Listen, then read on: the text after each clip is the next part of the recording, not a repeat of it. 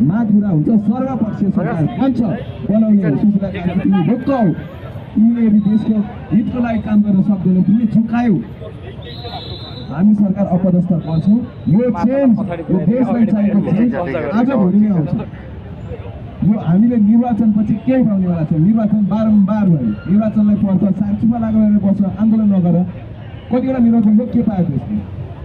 निर्वाचनको विरोधी भनेको होइन है, तर चुप्लाएर होइन निर्वाचन घुराएर तिम्रो हल्ला के हल्ला नगरे के पायो त्यसले? अहिलेसम्मको निर्वाचनले अहिले संविधान संशोधन हुन्छ निर्वाचनपछि 5 वर्ष सरकार पाउँछ। प्रत्यक्ष निर्वाचित प्रधानमन्त्रीको बारेमा कुरा गरौँला, ल छलफल गरौँला। यदि जनताले चाहँदैन भने नल्याउँला, तबसम्म हामी एजेन्डा बोक्छौँ, छलफल गर्छौँ। ठिक छैन भने नल्याउँला, तर तबसम्म एजेन्डा बोक्छौँ।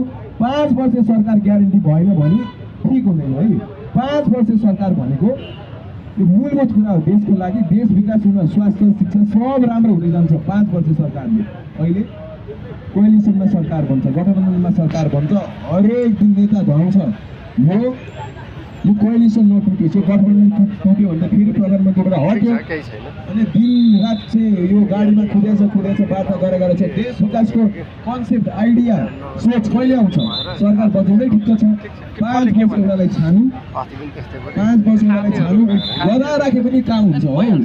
शिक्षा स्वास्थ्य रोजगारी राम्रो तलब सब ग्यारेन्टी गर्न सक्ने यो सरकारमा क्षमता थियो, सम्भावना थियो। 8 थियो होला, 8 भयो, समस्या त्यहाँ भयो। हामीले यो सरकारले के बिगारेको छ भनेर नहेरौँ। यसले कामै गरेको छैन, बिगार्छ कहाँबाट? कामै नगरिकन बिग्रिन्छ त? बिग्रिँदैन नि। हामीले के गुमाएको छौँ भने हामीले सम्भावना गुमाएको छौँ। नेपाल